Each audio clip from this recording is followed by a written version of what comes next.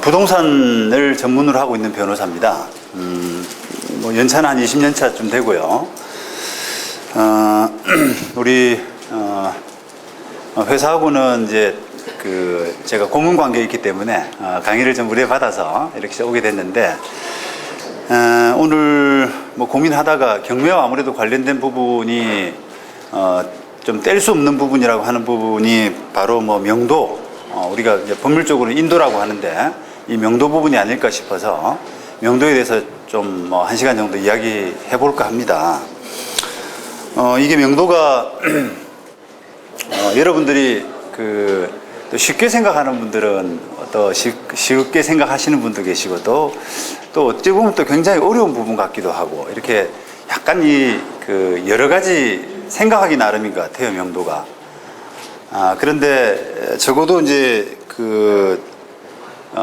정확한 것은, 분명한 것은 이 명도가 굉장히 중요하다는 겁니다. 우리 부동산 경매 또는 부동산 거래에서 명도란 부분은 굉장히 중요한 중요한 비중을 차지하고 있다는 거예요. 일단 뭐 우리가 일반 매매를 한번 생각해 볼까요? 부동산 매매할 때 부동산을 이제 넘겨받는다라고 할 때는 우리가 보통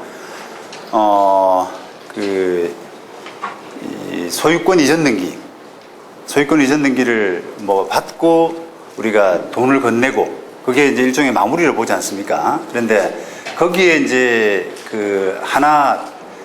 우리가 잘 인식을 못하고 숨어 있는 부분이라고 할 수 있는 부분이 바로 명도거든요. 일반 부동산 거래에서도 명도가 되지 않으면 거래가 마무리가 될 수가 없죠. 그래서 예를 들면 어떤 아파트를 산다라고 할 때 그 아파트에 주인이 살고 있다 그러면은 주인한테 소유권 이전 등기 받으면서 열쇠 키를 넘겨받고, 그렇게 해서 잔금을 지급하고, 그러니까 소유권 등기와 이전 등기와 명도가 같이 함께 돼야만 부동산이 딱 거래가 마무리가 되는 거 아니겠습니까? 그 다음에 소유자가 거주하는 것이 아니라 만약 임차인이 거주해서 그걸 승계한다라고 하면은 계약서에 임차인 승계한다라고 하는 부분을 적고, 그 다음에 그렇게 해야만 파는 사람도 명도를 해주지 않더라도 부동산 거래를 마무리하는, 자기가 매도인으로서의 의무를 다하는 그런 결과가 되는 거거든요. 소유권 이전 등기만 해준다고 해서 되는 게 아니라 명도를 해야 될 책임이 있는데, 임차인이 있기 때문에 그 임차인을 승계한다라고 하는 부분을 매수인으로부터 허락을 얻어야 그 부동산 거래가 마무리가 된다는 겁니다. 자, 그런데 경매에서는 우리가 어떻게 됩니까? 보통 소유권 이전 등기는 이 부동산 경매라고 하는 것은 일반 거래와 달리 매도자가 원해서 이루어지는 게 아니라 강제로 이루어지는 거잖아요. 법원이 주도하에서든 캠코가 주도하에서든 어쨌든 중간에 강제로 부동산을 팔게 되는 그런 상황이 되기 때문에 협조를 얻을 수가 없습니다. 그래서 소유권 이전 등기 같은 경우는, 경매 같은 경우는 촉탁 등기라고 그래가지고 잔금을 다 내면 바로 법원에서 직권으로 등기소에다 촉탁 등기를 하거든요. 그러면 자기가 법무사를 개입하지 않더라도 바로 등기를 건네받을 수가 있는 것이고요. 그 다음에 그 과정에서 말소돼야 될 등기들은 다 지워지는 것이고, 이렇게 되는데, 이제 하나 남은 부분이 명도잖아요. 그죠? 명도는 만약에 경매 채무자가 점유하고 있든 다른 점유자가 점유하고 있든 그 부분은 법원의 협조를 얻을 수가 없거든요. 자기가 알아서 해야 되는 거죠. 그래서 그런 부분 때문에 이제 경매에서는 항상 이게 명도 문제가 거의 대부분 다 맞닥뜨리게 되는 겁니다. 경매를 하게 되면 마지막 마무리는 처음이자 마지막의 마무리가, 시작이자 마무리가 바로 명도다, 이렇게 보시면 되는 겁니다. 그래서 이 명도가 잘못된 경우에 예를 들어서 여러분도 들어보셨겠지만 명도가 안 돼가지고 몇 년째 이렇게 고생하는 사람들, 이런 사람들도 있고, 또 그렇지 않더라도, 그리고 극단적인 경우가 아니더라도 뭐 좀 쉽게 끝나는 사람도 있지만, 비용을 적게 해서 쉽게 끝나는 사람도 있지만, 비용을 많이 들이거나 아니면 아주 시간이 많이 걸리는 그런 명도도 있거든요. 그래서 그런 명도가 어떻게 마무리되느냐에 따라서 경매 성패 또는 수익률 이런 부분들이 많이 좌우됩니다. 그래서 굉장히 중요한 부분이라고 할 수 있는 거죠.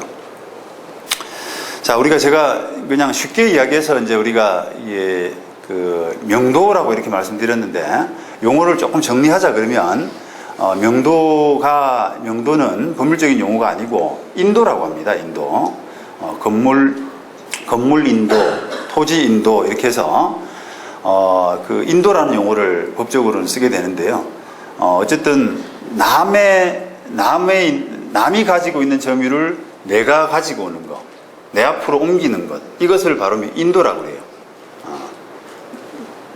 남의 영역 안에 있는 점유를 내 앞으로 가지고 오는 것, 그게 바로 인도입니다.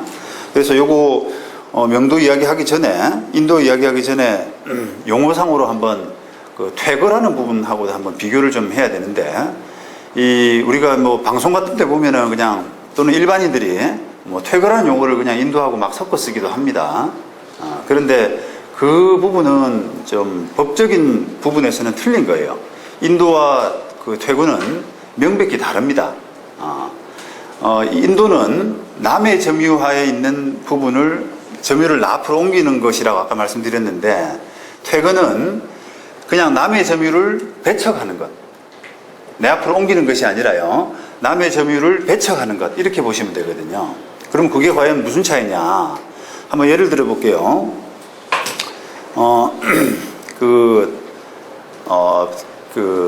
내가 아파트를 경매로 샀다. 그런데 그 아파트에 뭐 채무자가 있거나 그 다음에 전 세입자가 있어서 그 사람을 내보낸다라고 하는 부분은 우리가 법률적으로는 인도가 되거든요. 왜냐하면 그거는 그 아파트라고 하는 공간은 내 거잖아요. 그죠? 내 거라서 남이 점유하고 있는 부분을 배척하고 나 앞으로 가져오는 것을 의미하는 거기 때문에 저 사람을 인도해 주세요. 무슨 종교가 아닙니다. 저 사람을 명도해 주세요라고 이렇게 요구를 하는 거거든요. 그래서 그런 뜻은 저 사람의 점유를 배척하고 그 사람이 가지고 있던 점유를 나 앞으로 옮겨주세요라고 하는 그런 뜻이에요. 그런데 퇴거해 주세요. 퇴거 청구합니다. 퇴거의 의무가 있습니다. 저 사람은. 이런 것은 저 사람의 점유를 그냥 배척해만 주시고 나 앞으로 넘겨주실 필요는 없어요. 난 내 앞으로 넘겨받을 권리까지는 없어요. 라고 하는 뜻이에요. 그게 이제 예를 들어 보면 쉽게 이해가 되는데, 내가 땅을 낙찰을 받았습니다. 건물이 아니라 땅을 낙찰을 받았는데 그 위에 건물이 이렇게 이제 건립해 있는 거예요. 건물이 존립해 있어서 그 건물을 철거해 달라라고 이렇게 주장을 하는 경우가 있죠. 그럼 건물 철거가 되고 거기에 건물에 다른 세입자가 있습니다. 세입자가. 그러면 우리가 법률적으로는 건물 소유자에 대해서는 철거를 구하고, 그 다음에 건물의 세입자에 대해서는 퇴거를 구하는 겁니다. 퇴거. 어떤 차이냐면, 왜 퇴거밖에 못 구하겠어요? 그 건물의 점유는 내게 아니기 때문에 그렇죠. 나는 그냥 땅 소유자일 뿐이거든요. 그래서 저 세입자의 점유를 뺏어서 내한테 주세요라고 할 수 있는 권리가 없는 거예요. 그죠? 그런데 이제 만약에 이제 법적으로 그 세입자를 인도시켜달라, 명도시켜달라 이렇게 하면 틀린 요구가 되죠. 자기 권리의 바깥에 있는 부분, 자기 권리를 넘어서는 부분을 달라고 하는 거기 때문에 법적으로 인정이 안 되는 겁니다. 그래서 그 사람에 대해서는 철거돼야 될 건물 세입자를 점유하고 있는 세입자에 대해서는 퇴거 청구권이 있을 뿐입니다. 그래서 그런 부분이 우리가 명도, 철거, 퇴거 이런 부분과 관련해서는 자주 발생하는 부분이기 때문에 조금 구별하실 필요는 있습니다. 자, 그 다음에 이제 우리 본격적으로 지금 강의 내용으로 들어가서 우리 경매와 관련된 명도, 인도와 관련해서 빠질 수 없는 부분이 바로 인도명령입니다. 우리가 이제 인도명령 뭐 이제 경매하시는 분들 뭐 쉽게 이야기해서 야 이거 인도명령 대상이야, 쉽게 돼, 쉽게 가능해 이런 식으로 인도명령 그 대상은 굉장히 이제 간편하게 명도가 해결되는, 인도가 해결되는 그런 것으로 그냥 우리가 그 쉽게 이야기하는 것을 인도명령이라고 많이 제가 듣고 있습니다. 이 인도명령하고 인도소송은 기본적으로 우리가 그 소송법적으로 우리가 민사소송법, 그 다음에 민사집행법 이런 소송법적으로는 인도소송은 본소송이에요. 본안소송이라고 하는데 법적으로 본소송이고, 인도명령은 본소송이 아니라 신청사건입니다. 신청사건. 우리가 뭐 신청사건이라고 하면 점유이전금지 가처분, 뭐 처분금지 가처분 이런 것처럼 또 뭐 적금금지 가처분 이런 것처럼 우리가 신청사건으로 보는데, 본안사건이 아닌 신청사건의 절차로, 신청사건의 하나의 방법으로 사람을 내보내서 내 앞으로 점유를 회복하는 효과는 똑같죠. 효과는 인도도 그렇지 않습니까? 인도도 본안소송의 형식으로 구하면 인도소송, 그 다음에 본안소송이 아니라 신청사건의 형식으로 구하게 되면은 인도명령 신청 이렇게 되는 거죠. 그래서 우리 경매는 법원에서 하는 경매의 특징, 공매와 비교해서 특징 중에 하나가 인도명령이라고 할 수 있는 거예요. 인도명령은 법원의 경매 자체가 이제 법원의 관할이기 때문에 이 경매 사건에 대해서는 그 인도명령이라고 하는 좀 간편한 절차, 인도소송이라고 하는 조금 약간 먼 절차, 복잡한 절차보다는 좀 간이하게, 용이하게 사람을 내보낼 수 있는 절차를 두고 있습니다. 그게 이제 인도명령 절차고요. 이것도 옛날에는 없었어요. 언제 만들어졌는지는 저도 기억이 잘 안 납니다만, 제가 변호사 시작할 때는 없었습니다. 그러다가 이 경매가 뭐 이렇게 뭐 좋게 말하면 투자자 입장에서는 좋은 재테크 수단, 나쁘게 말하면 이게 값이 자꾸 떨어지고 뭐 겁이 나는 거, 이렇게 이제 경매를 우리가 이야기하는 것 중에 하나가 명도가 잘 안 되는 거예요. 명도가 낙찰을 받고 나서 명도에 너무 애를 먹으니까 사람들이 경매를 무서워하는 겁니다. 그래서 그렇게 되면은 결국 직접적으로는 그 경매 물건의 채권자가 제일 손해를 볼 거 아닙니까? 자기는 어느 정도 만약에 뭐 10억이라는 담보 가치를 보고 해서 그 다음에 한 9억 정도면 경매니까 9억 정도면 낙찰될 거라고 보고 했는데, 이 경매가 너무 어려워지면은 7억도 가고 8억도 가고 이렇게 되는 거잖아요. 그러면 이게 담보 가치가 떨어지는 거거든요. 채권자가 손해보게 되고. 그래서 이제 그걸 인도명령 제도를 만들었죠. 그래서 좀 법원이 운영하는 이 경매 절차는 좀 간단하게 처리할 수 있는 인도명령으로 할 수 있다라고 하는 부분을 함으로써 실제로도 경매가 굉장히 이렇게 좀 뭐랄까요, 문호가 많이 개방된 편이에요. 그러니까 대중화된 그런 계기가 됐다고 할 수 있습니다. 그래서 인도명령이라는 부분을 우리가 조금 정확하게 좀 알아두실 필요가 있는데, 인도명령은 일단 뭐 아시는 것처럼 그 인도 소송하고는 조금 그 요건 자체가 조금 틀립니다. 조금 틀린데요. 일단은 그 대금 낸 때로부터 6개월 안에 신청을 하셔야 돼요. 6개월 안에. 그리고 거의 명백한 사건에서만 해줍니다. 법원 실무가 간단하다 보니까 내가 간단하게 내줄게. 뭐 간단하다고 그래서 뭐 신청한 지 뭐 일주일 만에 내주는 건 아니고요. 법원 재판이 6개월 정도 걸린다 생각하면 한 1, 2개월. 1, 2개월 안에는 나오는 절차니까 어쨌든 한 절반 이상은 줄었지 않습니까, 기간이. 그래서 그런 간단한 절차다 보니까 그 점유할 수 있는 어떤 다툼의 소지가 있는 큰 사건들은 법원이 잘 안 해줍니다. 그래서 그렇게 일단 인도명령은 그런 사건에서 활용이 되면 좋을 것 같고요. 일단 이게 적절한 인도명령이 좀 적절하게 활용될 필요가 있는데, 그거는 이제 결국은 인도 명령을 적절하게 활용하느냐라고 하는 부분은 결국 이게 그 실무적인 감각하고도 많이 연관되어 있는 것 같아요. 예를 들어서 어떤 분들은 제가 이제 변호사로서 사건을 담당을 해보면 어떤 분들은 인도 명령이 이게 잘 안 되는 사건인데, 인도 명령이 조금 어려운 사건인데, 왜냐하면 아까 말씀드린 것처럼 다툼의 소지가 있는 그 점유하는 사람, 채무자로서는 한번 이렇게 억울할 수 있고 내가 그 대항할 수 있다.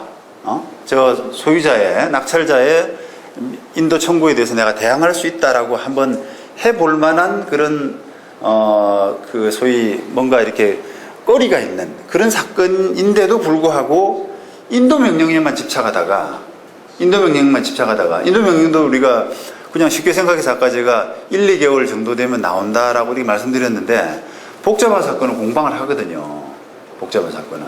예를 들어서 우리 실무상으로 지금 채무자나 소유자에 대해서는 신문할 필요가 없죠. 그거는 뭐 인도 명령이 워낙 당연하게 나니까 필요 없는 것이고, 문제는 이제 채무자와 소유자 아닌 사람, 예를 들면 임차인 또는 유치권자라고 뭐 주장하는 사람, 이런 사람들 상대로 인도 명령을 넣었단 말이에요. 그런데 그거는 신문을 해야 되잖아요. 근데 신문은 보통 한 번 합니다. 실무상으로. 제가 한 번 불러요. 그 신문을 해야 된다라고 법에 나와 있기 때문에 신문은 한 번 하지만 한 번 하고 나서 공방이 막 복잡한 사건들은 여러 차례 서면 공방이 오고 갑니다. 그러면 이게 1, 2개월 안에 안 끝나거든요. 재판부 설득을 해야 되기 때문에 서로 공방하고 막 치열하게, 예를 들면 유치권 같은 경우 그런 경우에 하다 보면은 결국 신청 들어간 지 한 5개월, 7개월 이런 만에 인도명령 결정이 났는데 기각이에요. 기각. 이유는 다퉈볼 만한 소지가 있다는 거죠. 그렇게 되면 이게 그 우리 명도 사건은 소위 이야기하는 시간이 생명이라고 하거든요. 시간 싸움이라고 하는데 시간을 너무 많이 잡아먹었잖아요. 그럼 인도명령 사건에서 기각을 당하게 되면 항고할 수 있는 절차는 있어요. 그런데 항고심 역시 잘 안 받아줘요. 다퉈볼 만한 소지가 있다. 이 얼마나 굉장히 추상적인 이야기입니까? 그죠? 그런데 1심에서 다퉈볼 만한 소지가 있다라고 판단한 부분을 다른 뾰족한 증거가 안 나오는 바에는 항고심에서 잘 안 받아줍니다. 항고심에서는 다퉈볼 만한 소지가 없네. 이렇게 보지는 않는단 말이에요. 다퉈볼 만한 소지가 있는 거예요. 그러니까. 그러면 그런 사건들은 인도명령하고 같이 들어가야 돼요. 인도명령하고. 아니면 인도명령을 전 포기하거나, 인도소송만 하거나, 이건 죽었다 깨어나도 인도명령이 안 돼. 라고 하면은 인도명령을 포기해야 되는 단계도 있거든요. 그런데 아깝죠. 인도소송은, 왜냐면 자기의 권리, 기회고, 절차적인 권리인데, 그 부분을 인도소송만 하고 인도명령을 신청을 안 하면 아깝잖아요. 그러니까 조금 다툼의 소지가 있으면 두 가지를 병행하는 겁니다. 투트랙입니다. 그래서 인도소송은 좀 완행열차, 쉽게 말하면 비교하면 천천히 가는 거고 뭐 증인신청도 하고 천천히 가는 거고 길도 늦게 잡혀요. 그런데 인도명령은 급행열차인데 도착지가 어딜지 몰라요. 기각인지 인용인지 그 역을 모른단 말이에요. 그러니까 그런 애매한 사건은 투트랙으로 가서 같이 시간을 세이브할 수 있는, 혹시나 기각될 때를 대비해서 그런 투트랙으로 가야 될 수도 있습니다. 근데 그런 판단은 역시 실무적인 감각이거든요, 그게. 그런데 그걸 실무적인 감각을 잘 못하게 되면 인도명령에만 의존했다가 그냥 낭패를 보는 경우가 있어요. 그럼 얼마나 허탈합니까?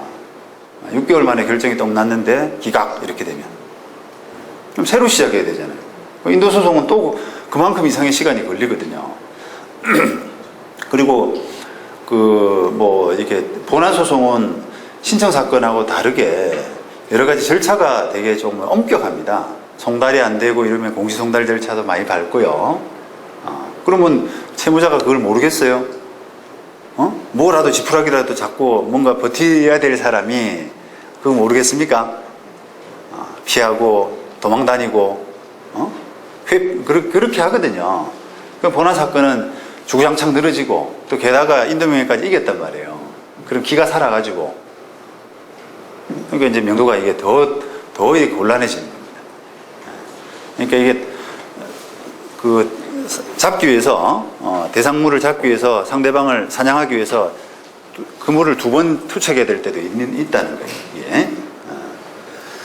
예, 그런 부분을 좀 염두에 두셔야 되고, 또 어떤 경우는 아예 인도명령을 포기하시는 경우도 있더라고요.